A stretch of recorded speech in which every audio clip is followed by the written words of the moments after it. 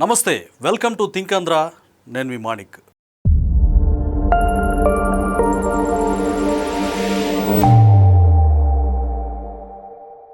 ఈరోజు చాలా ఇంపార్టెంట్ అయిన టాపిక్తో మీ ముందుకు వచ్చాను. డెఫినెట్గా అది మీకు నచ్చుతుందని నేను భావిస్తున్నా. అయితే ముందుగా నేను మాట్లాడే ఈ వాల్యుబుల్ కంటెంట్ మాట్లాడే ముందు ఒక ఆడియో క్లిప్ మీకు వినిపిస్తాను. అది విన్న తర్వాత నేను కంప్లీట్గా వాట్ ఈజ్ వాట్ అనేది వివరించే ప్రయత్నం చేస్తాను. ఇక మామూలుగా బరితెగించిన ముత్తైదు నారా చంద్రబాబు నాయుడు గారు మాట్లాడతాడు. 2019 నుంచి 24 దాకా చాలా సార్లు ఆవేదన పడ్డాడు ఆయన. ఎందుకు ఆవేదన పడ్డాడు? అధికారం పోయిందని ఆవేదన పడ్డావా?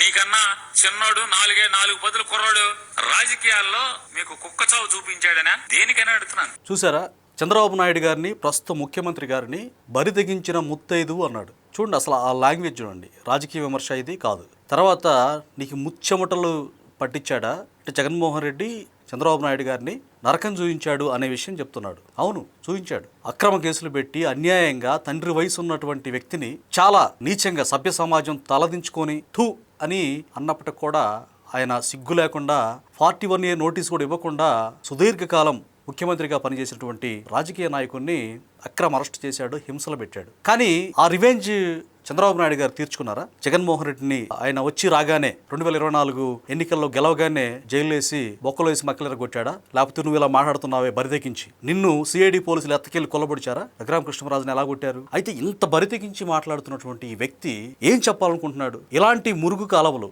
అంటే నేను ఎందుకంటున్నానంటే ఆ మాట, ఇంత పెద్ద మాట, ఒక డ్రైనేజీ లాగా కంపు కొడుతూ ప్రజలకు ఏం ఉపయోగం లేకుండా అన్నెసెసరీ విషయాలు మాట్లాడుతూ వ్యక్తిగత దూషణలు మాట్లాడుతూ అంటే రాజకీయాల్లో ఒక అశాంతిని, ఒక మత కల్లోలాలు, అలాగే కులాల ముసుగులో విద్వేషాలు రెచ్చగొట్టడం ఈ పార్టీకి ఆనవాయితీగా అలవాటుగా మారింది. రైట్, ఇక కంటెంట్లోకి వెళ్తే వైసీపీలో చాలా మురుగు కాలువలు ఉన్నాయి. అయితే ప్రస్తుతం 2 ఇంపార్టెంట్ డ్రైనేజీలు మాత్రం విస్తృతంగా ప్రవహిస్తూ ఆంధ్ర రాష్ట్రంలో దుర్వాసన వెదజల్లుతున్నాయి. ఆ 2 డ్రైనేజీల పేర్లు, ఒకటి అంబటి రాంబాబు, మరొకటి పేర్ని నాని. ఇప్పుడు ఆ పేర్ని నాని గురించే మాట్లాడుతున్నాం. పేరు నానికి చెప్తున్నాను నేను. సెటైర్లు వేయడం చాలా సులభం. పేరు నాని అభివృద్ధి గురించి మాట్లాడడం, అభివృద్ధి చేయడమే చాలా కష్టం. రాజకీయాల్లో విమర్శలు, ప్రతి విమర్శలు కొత్తవేమి కాదు, ఉంటాయి. ప్రతిపక్షం అధికారాన్ని విమర్శించడం సహజం. కానీ విమర్శలకు కూడా ఒక పరిమితి ఉంటుంది. వాస్తవాలను వక్రీకరించడం, అభివృద్ధిని చిన్నచూపు చేసి చూడడం, అలాగే ప్రజల ముందు తప్పుడు కథనాలు సృష్టించడం ఇవి రాజకీయాలు కాదు. ఇవి కేవలం ప్రచార ప్రయత్నాలు మాత్రమే, ఆర్భాటాలు మాత్రమే.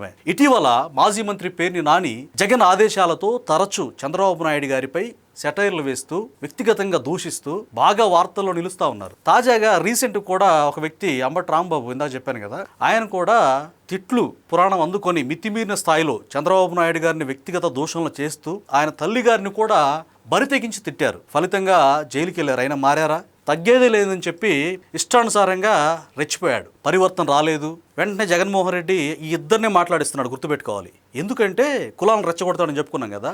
ఇప్పుడు కాపుల ఓట్లు నాకు దూరం అయ్యాయి, కాపుల ఓట్లు నాకు కావాలి, ఇలాంటి డ్రైనేజీ లాంటి వ్యక్తుల మీద మాట్లాడితే కాపు మహానాయకుల మీద దాడి జరిగినట్టుగా అభివర్ణిస్తూ ఉన్నారు వైసీపీ వారు. అయితే నిజానికి వీళ్ళు మాట్లాడే నీచమైన భాష అసలు నిజమైనటువంటి కాపు సోదరులకు మాత్రమే కాదు, మనిషి అన్న ప్రతోడికి కూడా అసహ్యం, జుగుప్సాకరంగా వీళ్ళ మాటలు. ఇందాక డ్రైనేజీలని వాడింది అందుకే. సో వీళ్ళని ఎవరు కూడా కులాలకు అతీతంగా ఆలోచిస్తారు. ఇలాంటి వ్యక్తుల్ని జగన్మోహన్ రెడ్డి ఉస్కో అనగానే మొరగడం, రెచ్చిపోవడం, ఇష్టానుసారంగా మాట్లాడటం. అయితే వాస్తవాలు మనం మాట్లాడుకుంటే గనక ఈ జగన్మోహన్ రెడ్డి రాజకీయాలు ఇలా ఉంటాయి, ప్రజలకు అర్థమైపోయింది. బాబాయ్ని అది చేశాడు, తల్లిని చెల్లిని ఇంకొక చెల్లిని గెంటేశాడు, వాళ్ళని కూడా వ్యక్తిగతంగా కూడా తన నోటితోటే చంద్రబాబు నాయుడు గారిని ఉద్దేశించి చంద్రబాబు నాయుడు గారిని ఇంప్రెస్ చేయడానికి వెళ్ళింది అని చెప్పి సొంత చెల్లెలు షర్మిలా గారి ముందే చెప్తే ఆవిడ మీడియా ముందు కన్నీటి పర్యంతమయ్యి దుఃఖపడి ఆ బాధని మీడియా ముందు పంచుకుంది. అయితే చంద్రబాబు నాయుడు గారిపై శృతిమించేటట్లు వీళ్ళిద్దరితోటి వ్యాఖ్యలు చేయించడం, ఈ వార్తలు మనం తాజాగా బాగా చూస్తూ ఉన్నాం.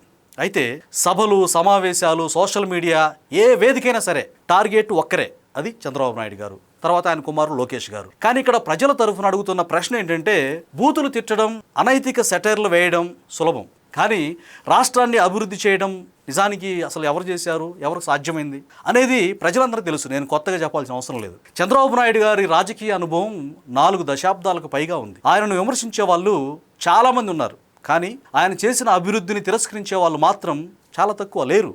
కావాలని గుడ్డగాల్చి మీదేసినట్టుగా దూషించడం తప్పితే ఆయన చేసిన అభివృద్ధి ఎవరైనా సరే మెచ్చుకొని తీరాల్సిందే. శత్రువులు సైతం, ప్రతిపక్షాలు సైతం. తాజాగా తెలంగాణ సీఎం గారు కూడా హైదరాబాద్ను ఆయనే అభివృద్ధి చేశారు, చంద్రబాబు నాయుడు గారే చేశారని చెప్పి అప్రిషియేట్ చేశారు. అలాగే చాలామంది నేతలు, బీజేపీ నేతలు చేశారు, అలాగే కాంగ్రెస్ నేతలు చేశారు. అందరూ కూడా చంద్రబాబు నాయుడు గారే సాధారణంగా ఉన్న హైదరాబాద్ని గొప్పగా మలిచారని చెప్తారు.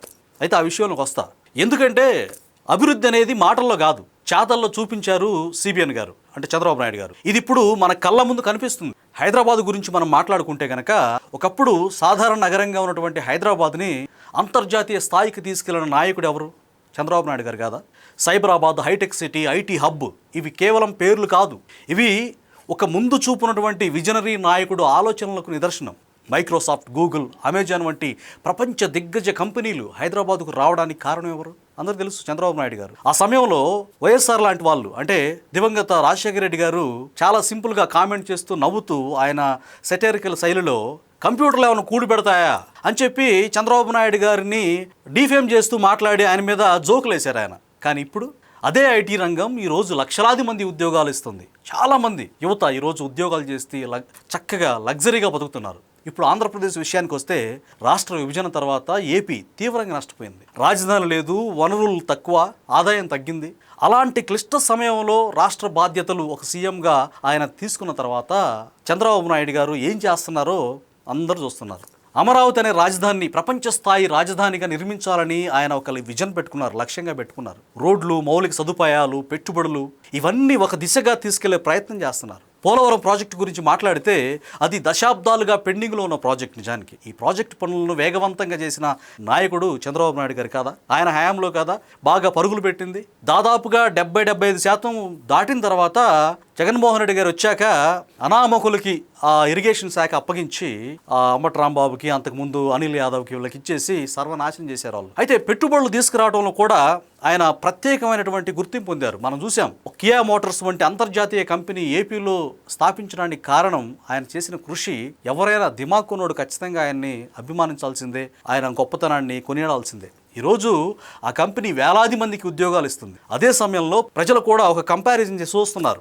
ఒక నాయకుడు అభివృద్ధి గురించి మాట్లాడతాడు చంద్రబాబు నాయుడు గారు, మరో నాయకుడు జగన్ గారు వ్యక్తిగత విమర్శలు చేయిస్తాడు, కులాల పేరిట, మతాల పేరిట భయంకరంగా మారణహోమం సృష్టిస్తాడు. ఒక నాయకుడు, అదే చంద్రబాబు నాయుడు గారు, పెట్టుబడుల కోసం, వాటిని తీసుకురావడం కోసం ప్రపంచం చుట్టూ తిరుగుతాడు ఆయన కుమారుణ్ణి వేసుకొని. మరో నాయకుడు మీడియా ముందు కులాలను రెచ్చగొడతాడు, మతాలను రెచ్చగొడతాడు. తన ఇష్టం ఇక ఎవరితో ఇప్పుతుగో పేరునాని లాంటి వాళ్ళు, అంబటి రాంబాబు లాంటి వాళ్ళతో లా అండ్ ఆర్డర్కి భంగం కలిగించి రాష్ట్రాన్ని నాశనం చేయడానికి చేసిన విధ్వంసం చాలదన్నట్టుగా ఇక ఏది పడితే చేస్తాడు. అంటే ఒక భయంకరమైనటువంటి క్రిమినల్ సైకాలజీతో ఏం చేస్తాడో, ఆంధ్రప్రదేశ్ని ఎలా నాశనం చేస్తున్నాడో మనం చూస్తూ ఉన్నాం. నిజానికి రాజకీయ పరంగా నీతిగా, నిజాయితీగా చంద్రబాబు నాయుడు గారిని విమర్శించు, తప్పులేదు. ఎందుకంటే ఒక విపక్ష నేతగా నువ్వు విమర్శించే హక్కు నీకుంది. ఇది విధానపరంగా, రాజకీయాల పరంగా విమర్శించు, కానీ వ్యక్తిగతంగా నీచంగా ఆయన్ని, ఆయన కుటుంబ సభ్యుల్ని నువ్వు అధికారంలో ఉన్నప్పుడు విమర్శించావు. ఒక నీచమైనటువంటి మైండ్ సెట్ ఉన్న వ్యక్తులతోటి ఎవరెవరు తిట్టారు గతంలో? చంద్రబాబు నాయుడు గారిని ఏ రీతికి తిట్టారు? ఆయన కుమారుణ్ణి,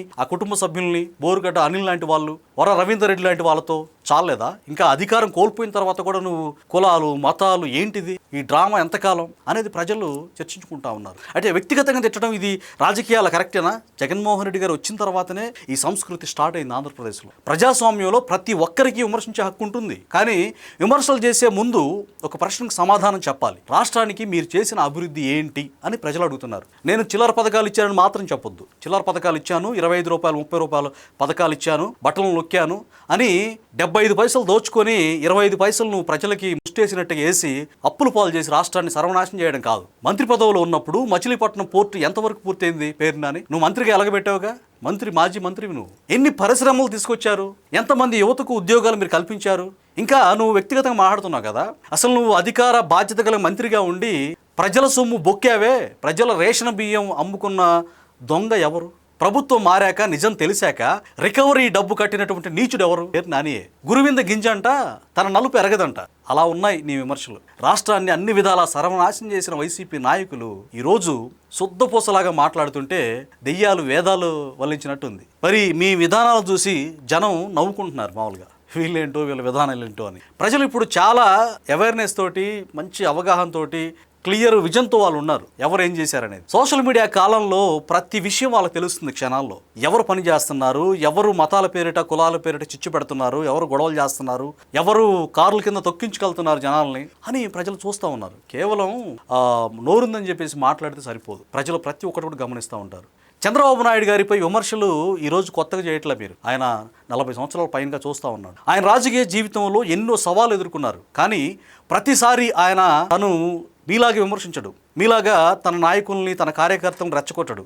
వాళ్ళు తప్పు చేసినా, వాళ్ళు ఏదన్నా మాట తోలనాడినా వాళ్ళ మీద కూడా యాక్షన్ తీసుకునే వ్యక్తి ఆయన. రీసెంట్గా ఆయన కుమారుడు ఒక జగన్మోహన్ రెడ్డి అంటే ప్రత్యర్థికి సంబంధించినటువంటి కార్యకర్త తండ్రి బాగాలేకపోతే జగన్మోహన్ రెడ్డి గారు హెల్ప్ చేయకపోయినా ఈయన స్పందించి ఈయన ట్యాగ్ చేసినందుకు మానవత్వంతో స్పందించి ఆయన కొడుకు కూడా ఆయనలాగానే శత్రువు సైతం మేలు చేసేటువంటి, రాజకీయ ప్రత్యర్థికి మేలు చేసేటువంటి నైజం ఆయన కుమారుడికి నేర్పారు, కార్యకర్తలకు నేర్పారు. వాళ్ళందరూ కూడా అందుకే సమయం పాటిస్తూ ఉంటారు. అయితే చంద్రబాబు నాయుడు గారు ఏం చేస్తారు మరి? తిట్టరు, ఏం చేయరు. ఆయన పనితోటి అభివృద్ధితోటి సమాధానం చెప్తారు. విమర్శలకు మాటలతో సమాధానం ఇవ్వడం కాదు విజ్ఞానవంతుడు, అభివృద్ధితో సమాధానం ఇవ్వడం ఆయన శైలి. అందుకే ఆయన గొప్ప నాయకుడిగా కీర్తించబడతా ఉన్నాడు. నిజమైన నాయకుడు ఎవరంటే ప్రజల భవిష్యత్తు గురించి ఆలోచించే వ్యక్తి అండి. రాష్ట్రాన్ని ముందుకు తీసుకెళ్లేటువంటి వ్యక్తి ఆయన ఎవరు నేను చెప్పను, మీరే ఆలోచించుకోండి. యువతకు అవకాశాలు కల్పించేటువంటి వ్యక్తి నాయకుడు అవుతాడు. సెటైర్లు వేయడం, బూతులు తిట్టడం, నోరు డ్రైనేజీ లాగా ప్రవహించడం ఇది కాదు. వార్తల్లో ఎప్పుడు నిలవాలనుకోవడం, అంటే సోషల్ మీడియాలో గలీజ్ పోస్టులు పెట్టించడం, గలీజ్గా తిట్టడం. అభివృద్ధి అంటే వీళ్ళకేం తెలుస్తుంది? అభివృద్ధి చేయడం ద్వారా చరిత్రలో నిలిచిపోవాలి నాయకుడు. ఈరోజు ఆంధ్రప్రదేశ్ ప్రజలు ఒక విషయం స్పష్టంగా అర్థం చేసుకున్నారు. వారికి విమర్శలు చేసే నాయకుడు కాదు కావాల్సింది, అభివృద్ధి చేసే నాయకుడు, వాళ్ళ బిడ్డలకు ఉద్యోగాలు తెప్పించే నాయకుడు, కంపెనీలు తెచ్చే నాయకుడు కావాలి. చంద్రబాబు నాయుడు గారి రాజకీయ ప్రయాణం ఇదే విషయాన్ని నిరూపిస్తోంది. అవరోధాలు వచ్చినా, విమర్శలు వచ్చినా ఆయన దృష్టి ఎప్పుడూ రాష్ట్ర అభివృద్ధిపైనే ఉంటుందనేది సుస్పష్టం. చివరిగా నేను చెప్పదలుచుకుని ఏంటంటే విమర్శలు తాత్కాలికం, అభివృద్ధి మాత్రం శాశ్వతం. మీరు విమర్శించవచ్చు, ఈరోజు సోషల్ మీడియాలో 10 మంది నవ్వుకోవచ్చు, మీరు హేళన చేయొచ్చు కాక మనం ఏదైనా అభివృద్ధి పనులు చేస్తే, కంపెనీలు తీసుకొస్తే, ఉద్యోగాలు తీస్తే భావి తరాలు, పిల్ల తరాలు ఆ నాయకుని కొనియాడతారు. కాసేపు మీరు వేసే సెటైర్లు మీ బ్యాచ్ని నవ్వించవచ్చు, లేకపోతే నిజంగా ఆయన ఎంతో బాధను అనుభవించి అసెంబ్లీ సాక్షిగా జరిగిన అవమానానికి ఆయన కన్నీరు పెట్టుకుని ఏడిస్తే ఆ ఇమేజెస్ కూడా మీరు వాడుతూ వ్యంగ్యంగా ఆయన వ్యక్తిగతంగా వ్యక్తిత్వ హననం చేస్తూ సైకో ఆనందం లాగా మాట్లాడుతున్నారే, బొమ్మల్ని ప్రజెంట్ చేస్తున్నారే, సిగ్గుచేటు. కానీ అభివృద్ధి అనేది తరాల భవిష్యత్తుని నిర్మిస్తుంది. అందుకే ప్రజలు ఇప్పుడు ఒక నిర్ణయం తీసుకుంటున్నారు. వారికి మాటలు చెప్పే నాయకుడు కాదు కావాల్సింది, పని చేసే నాయకుడు కావాలి అనేది. ఆ పనిచేసే నాయకుడు ఎవరనేది నేను ఇప్పుడు మీకు చాలా విషయాలు ప్రస్తావించా. దీన్ని బట్టి మీకు అర్థమైపోవచ్చు.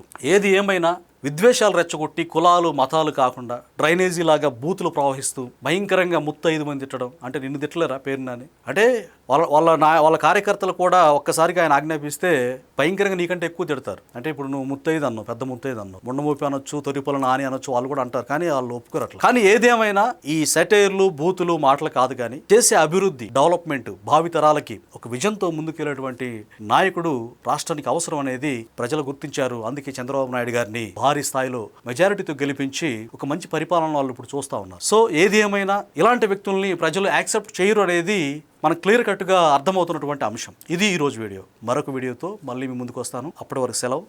నమస్తే.